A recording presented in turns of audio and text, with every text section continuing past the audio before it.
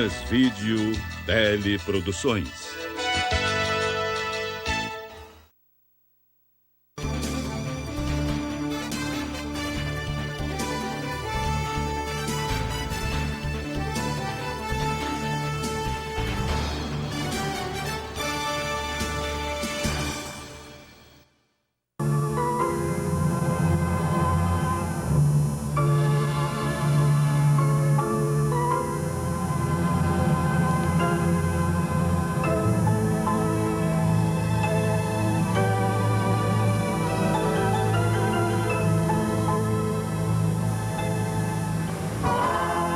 Cultivar os legados de nossos antepassados é dar mostras de participação ativa no presente e de confiança ilimitada no futuro.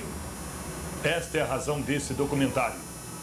E para que possamos manter vivas as lições do passado, entrevistamos algumas pessoas que nos ajudarão a reviver partes importantes de nossa história. O nosso entrevistado de hoje é o senhor Sebastião Marge. Sebastião Marge nasceu no lugarejo chamado Caatinga, pertencente anteriormente a Muriaé, e hoje com o nome de São Sebastião da Várzea Alegre, pertencente a Miraí.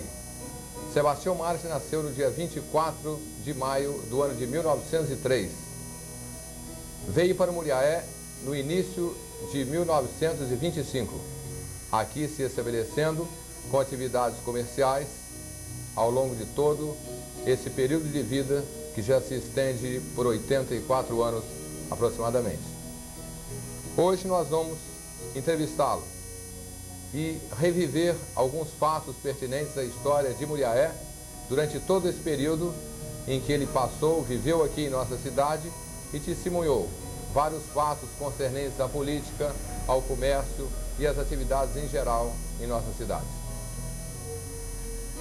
Senhor Sebastião Marge, nós gostaríamos de perguntar ao senhor, durante esse período todo de sua vida aqui em Muriaé, sobre fatos que marcaram mais a sua vida aqui.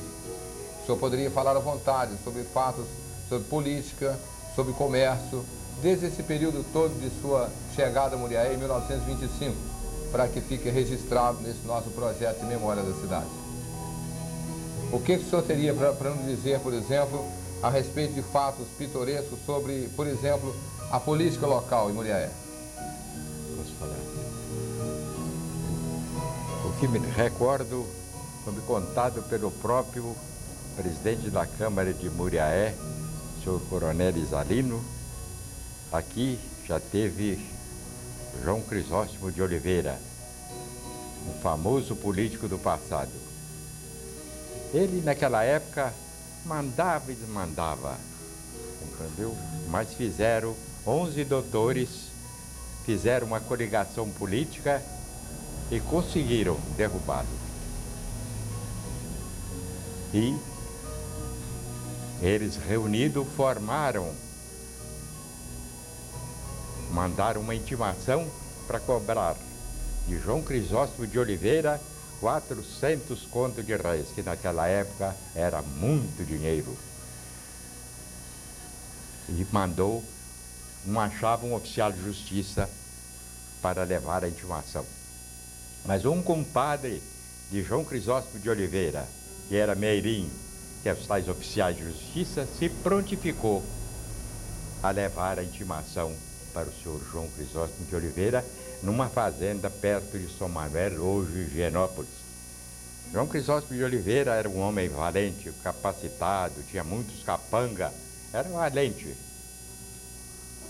Mas ele diz assim: vou levar a intimação porque o compadre é safado e eu vou levar a intimação para ele.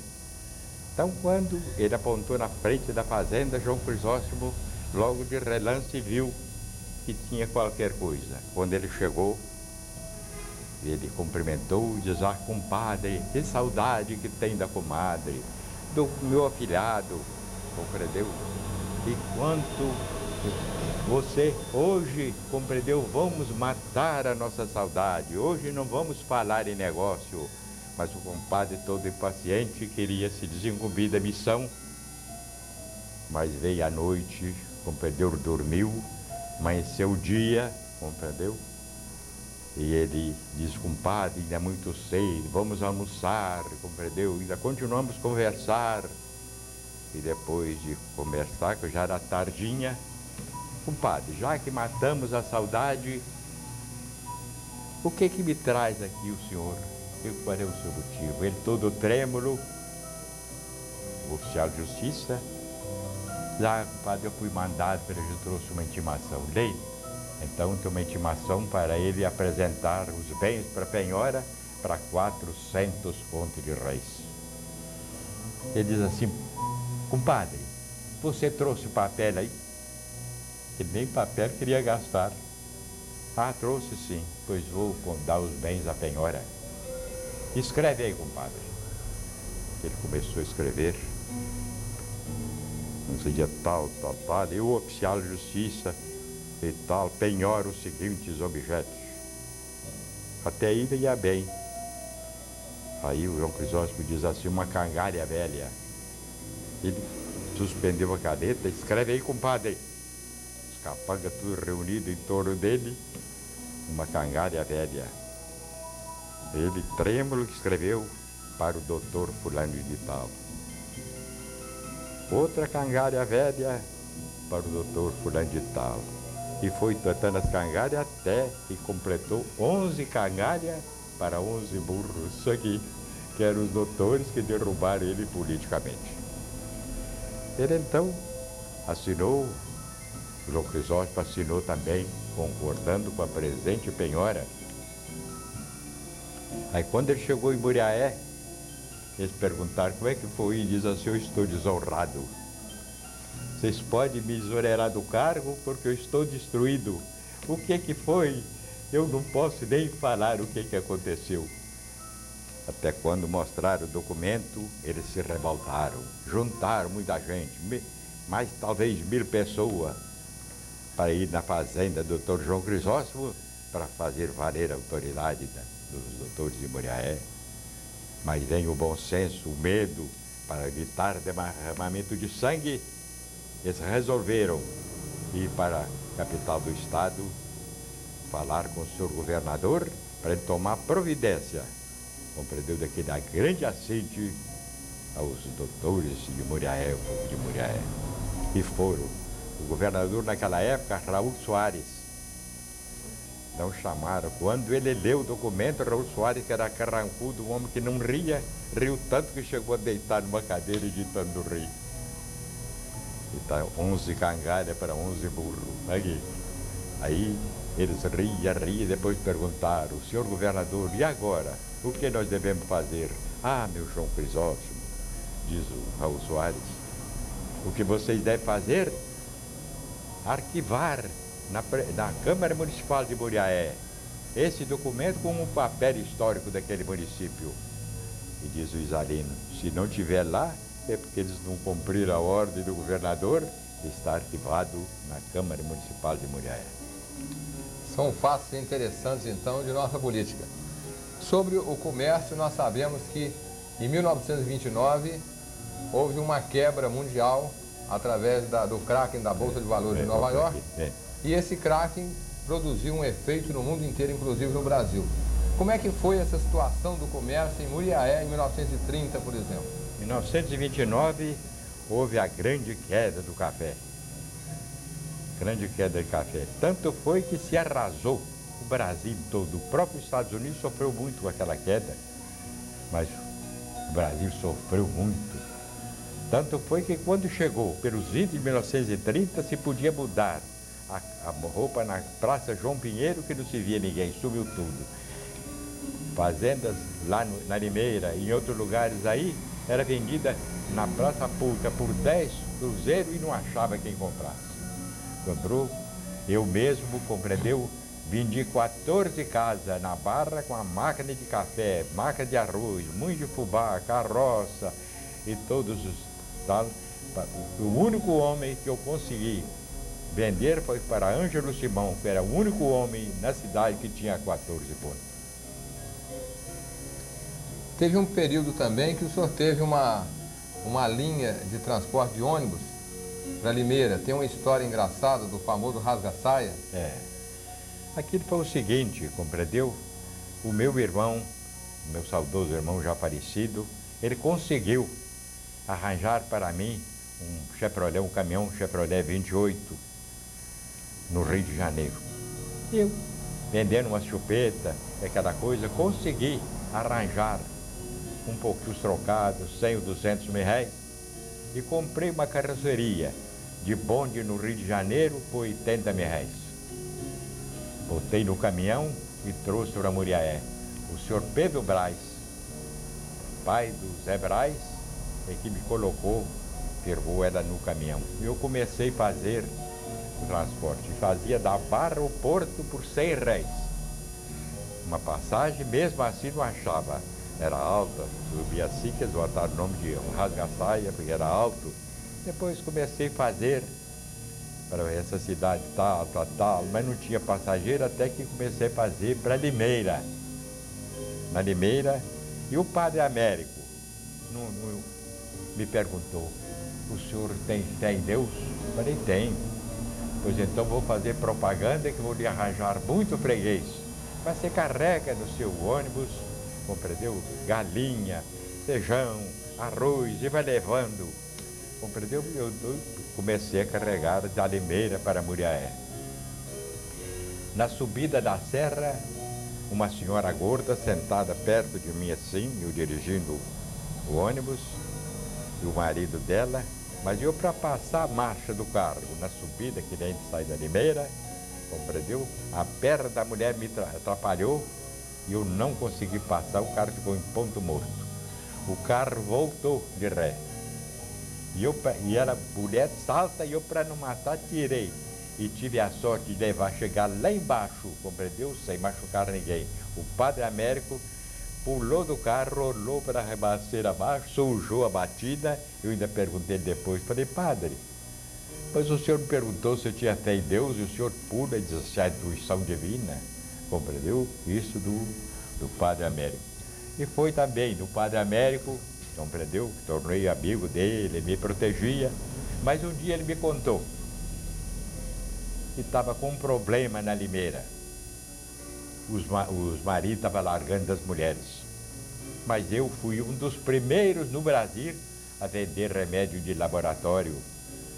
No Brasil inteiro, que não tinha vendedor, o remédio naquela época, as farmácias usavam aqueles remédios, xarope de tolu, benzoato de sódia, salofeno, naqueles potezinhos de barro. Os médicos receitavam as poções e tal, tantas gramas daqui, tal, fazia as poções. Não havia remédio de laboratório. Mas então eu vendi o Gemol. O Gemol era voltar o homem à mocidade, voltar ele, voltar aos 20 anos, viu? E a parasitina destruía o piolho, que chamava esse apelido de moquirana, a sarna, as boqueiras, aquela coisa. E o padre sabia mais ou menos por que os maridos estavam largando das mulheres. Aí eu dei ele uma porção de vidro de parasitina e parasitina também dá o Gemol, porque dá o Gemol os homens. Mas o que eu devo fazer? Ah, padre, você deve falar, você lá dizer que é sujeira, limpeza. Então o padre fechou uma reunião, fechou as mulheres na igreja e virou para ela e diz assim: sabe por que os seus maridos estão te largando? É sujeira, o homem não gosta de mulher suja. Eu trouxe aqui, tem esse remédio aqui, põe aqui, mata essas muquiranas, essa sarna. Se na sua casa não tiver banheira, toma banho na bacia. Se não tiver na bacia, toma banho na gamela. Se não tiver gamela, vai lá para o Ribeirão. E vocês também, para andar, uma dessa roupa limpinha e não sai com esse espaço de urubu cansado, não anda rebolando. E aí ele fez, as mulheres sim, ficaram, obedeceram ele, e os homens já tomando Gemol, elas estão todas engraçadinhas andando para a rua e diz assim: não dá mais confiança a gente? E uniu as mulheres de Limeira. Sempre acontecem esses fatos pitorescos na vida das pessoas. Mas nós temos notícia que o senhor já fundou uma vez um jornal em Muriaé. Como é que foi esse jornal? Esse jornal chamava Cruzada Democrática. eu já tive, por uma questão do destino, de encontrar um dia Armando Salles de Oliveira, perto de Lorena, em São Paulo. Nós socorremos o carro dele, e não cobramos nada, compreendeu? Depois tornamos amigos. E quando lançaram a candidatura de Armando Salles de Oliveira, eu o procurei em São Paulo e ele me deu ordem de eu fundar o jornal. Esse jornal teve dificuldade de ser imprimido em Muriaé, imprimi ele em Cataguás, a Cruzada Democrática. E então fazia propaganda do senhor Armando Salles de Oliveira, compreendeu? Foi quando, em 1937, o Getúlio Vargas derrubou Armando Salles de Oliveira e criou o Estado Novo.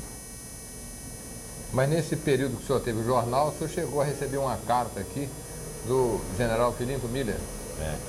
O general Filinto Miller, quando foi em 1938, porque o Brasil, nessa crise violenta que teve de 1929, foram 10 agudos anos, até 1939, que começou a melhorar um pouquinho a situação no Brasil, que até o próprio ministro inglês fez continência para o Hitler, e ele ameaçava o mundo com a Segunda Guerra Mundial. E aí ele fez essa luta, compreendeu? É sobre o Filinto Miller que eu perguntei. O senhor recebeu uma carta dele sobre o jornal?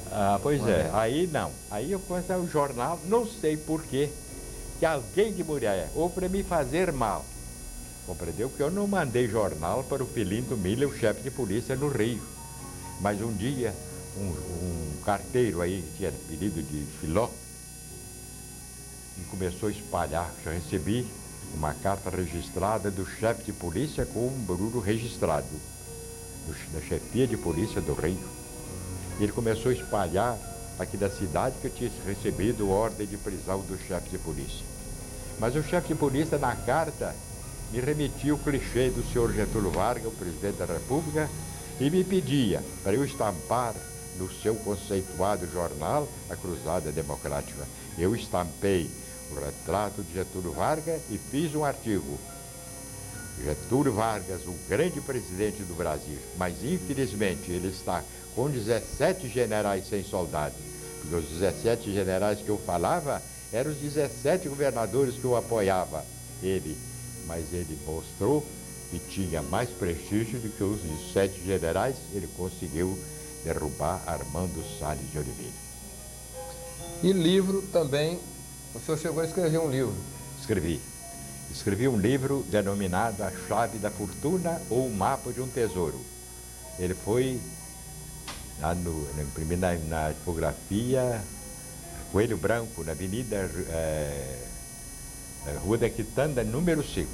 Foi 5.000 exemplares, mas infelizmente não tem um livro deste, compreendeu? Os diversos que eu dei para aqui, não tem um livro. Depois ele gostou, foi vendido 5.000 exemplares, viu? O livro até era um livro de grande aceitação. Depois ele me pediu, Coelho Branco, o doutor Coelho Branco pediu para me escrever outro livro. Eu escrevi Paraíso Terrestre, livro que daria mais de 200 páginas. Levei, ele gostou muito, compreendeu? Mas ele era um pouco doente, morre o doutor Coelho Branco. Procurei depois, não recebi nada dos livros, porque foi vendido, vendia naquelas jornalistas e tal. E eu também o exemplar do outro livro, do Paraíso Terrestre, que era, no meu modo de pensar, hoje o Brasil precisava, e precisa ainda, de muitas coisas daquilo que eu escrevi naquela época. E o senhor escrevendo esses livros, fazendo esse jornal, sempre leu muito. O senhor frequentou alguma escola? Nunca frequentei uma escola, nunca. Como disse, compreendeu? O que me auxiliava muito era uma memória memorável. Tanto era que em 1908, eu com 5 anos e pouco, meu pai mudou de Samambaia, antigamente chamava Samambaia, hoje Dores da Vitória, para São Paulo, num lugar chamado Ribeirãozinho. E era um chalezinho. E a minha mãe sempre foi uma mulher doente. Meu pai viajava para aqueles sertões. Mas um dia, era um chalezinho, nós morávamos num chalezinho que tinha um quarto, uma sala e uma puxada no fundo. E a minha mãe, lembro, ela puxava água do poço com a corda, a vazia tirava do poço a água, viu? Mas eu vi, já amanhecendo o dia, uma gritaria na rua. Eu saí. E sabe o que tinha acontecido? Prudente de Moraes tinha decretado sem valor a moeda de cobre. E então jogaram aquelas barricas de cobre para a rua, 20 réis, 40 réis, 80 réis. Eu corri para apanhar e me rolaram no chão. Eu me sujei todo de terra e não consegui apanhar uma moeda sequer. Minha mãe me apanhou, levou para dentro. Dias depois cantava-se na rua de Ribeirãozinho, que eu nunca esqueci disso. Este mundo não vai bem, as coisas mudadas estão. O que custava um vintém, agora custa um tostão.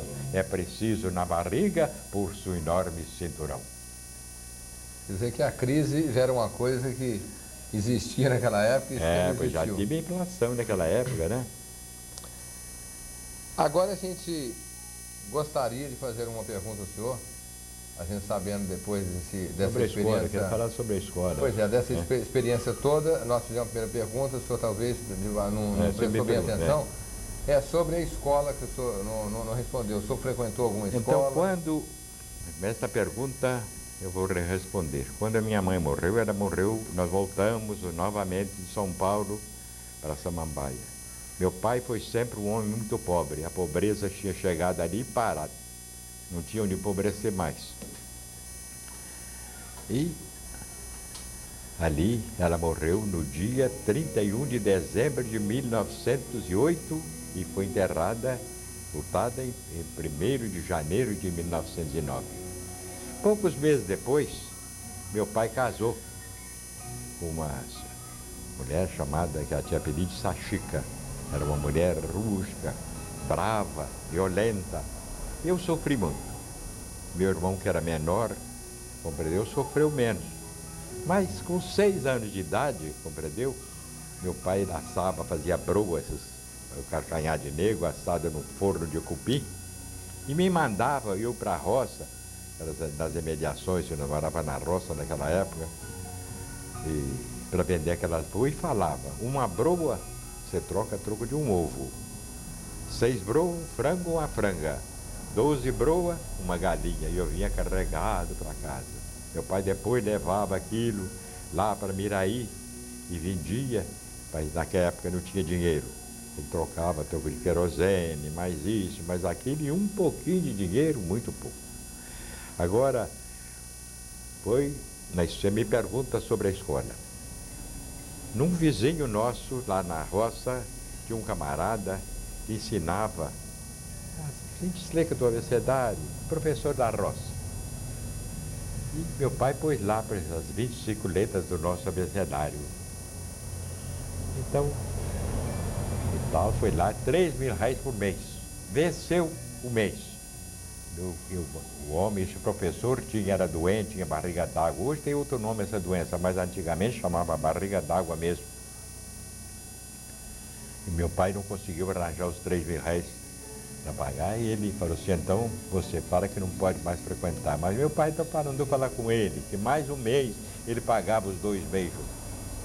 Então ele deixou, achou ruim, mas deixou os 2 meses. 2 meses continuava soletrando, de a bala, é lá, a bala, de lá, até tá lá, e tal, assim por diante. Aí meu pai também não conseguiu arranjar os 100 reais, ele me expulsou da escola. Nunca mais fui em escola nenhuma. Quando surgiu a Primeira Guerra Mundial, em 1914, compreendeu? Eu sempre vendendo retrato de santo pela roça, broa, essas coisas. Meu pai arranjava aqueles jornais velhos sobre a guerra, falar sobre a guerra, e então eu disse: você teve na escola? Quem sabe você lê qualquer coisa. E eu começava a soletrar. Ah, Lelé, minha mãe, Alemanha! Ele era analfabeto, mas mais prático.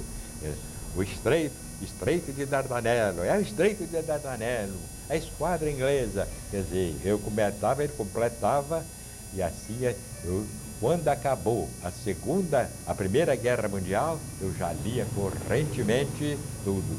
Depois comecei a ler os grandes escritores, Alexandre Dumas e muitos outros, César de Queiroz, Victor Hugo. Eu gostava dos grandes escritores que seria longo numerados. O senhor tem algum assunto assim que o senhor gostaria de abordar antes da gente encerrar a entrevista? Algum outro assunto tem assim? Muitas coisas. Eu, se fosse declarar, teria que declarar o mundo que eu já te falei, milhares de páginas. Agora, a coisa que eu achei mais interessante uma ocasião foi em 1925. Compreendeu? Em Muriaé tinha um caburé. Caburé era um camarada que tinha comprado um carro Chevrolet 25, novo. E naqueles carros antigos, Ford Colher, os motoristas de Muriaé, então esse Caburé era um homem muito valente. E chegou e falou assim, quem tem carro é eu. A rua de Muriaé, na Praça João Pinheiro, aquele pé de moleque, aquela tal. E quem tem carro novo é eu. Quem é valente é eu. A praça é minha. O homem, quando é homem mesmo, eu mato. Meio homem, eu bato nele é de tala. E quando é meio homem, eu bato nele a mão. E tomou, de fato, conta da Praça João Pinheiro. E os motoristas ficaram com medo dele e tal. Mas um dia começou uma chuva, uma chuvinha fina. E aquele morro que vai para Patrocínio ali, chamava antigamente Morro do Sabão. Escorregava muito. Né? E o rapazinho magrinho, compreendeu? Perguntou, só tinha ele na praça. E perguntou ele assim, quanto é que o senhor me leva daqui em Ivaí? Ele disse, Ivaí? É, Ivaí. É, macaqueiro, dia de chuva, vai andar de automóvel, quando não está com sol, vai tudo a pé. Ele não, sempre andei de automóvel. Ele não, macaqueiro só anda de automóvel dia de chuva. Ele foi e disse assim, olha, você sabe de uma coisa, você não me amora não. Homem eu mato, quando é homem. E quando é meio homem eu bato de tala. E quando é moleque igual a você, eu bato a mão. Mas acontece que eu nunca apanhei. Então vai apanhar hoje. E ele salta do carro, quando ele vai para dar no rapazinho, o rapazinho era um mestre capoeireiro, tacou nele o pé. Ele virou de cabeça para baixo, ele levanta, ele e quantas vezes levantava e quantas vezes ele caía. No 10º tombo, ele não levantou mais. Ele só virou, botou a mão para cima e disse assim, o bobo, não vou levantar mais não. E os outros motoristas que foram já tarde, diz, acaba com ele. O rapazinho diz assim, eu não bato no homem deitado. Então, agora, encerrando agora a nossa entrevista, nós gostaríamos de perguntar ao senhor o seguinte, o que o senhor acha do Brasil, quais as perspectivas que o senhor acha do Brasil nesse futuro, nessa continente atual, e uma mensagem que o senhor poderia dar para o jovem, para o moço do Brasil? Eu acredito, eu conheço o Brasil de norte a sul, de leste a oeste. Andei ele todo, haja visto que eu dirigindo o carro da porta da minha garagem, aqui, ao largo principal de São Luís do Maranhão, terra do presidente Sarney, tem 4.504 quilômetros, passando pelo litoral. Na volta, eu passei e me ensinaram o caminho de Fortaleza, saí em Feira de Santana, diminui 1.000 quilômetros. Eu conheço o Brasil todo, de norte a sul, de leste a leste. Este é um grande país e tem um grande futuro, dependendo também da mocidade. Que a grandeza de um país não é somente a sua grande extensão territorial. É preciso a capacidade de trabalho e patriotismo de seus filhos. Agora, creio firmemente que o Brasil será um país bem merecido, bem merece um futuro muito grande e tenho certeza disso. Nós agradecemos ao senhor a entrevista, viu? Muito obrigado pela sua atenção e ficará registrado na memória da nossa cidade. Bom, e aí Azório, compreendeu? Tá. Muriaé, o Brasil é um país extraordinário.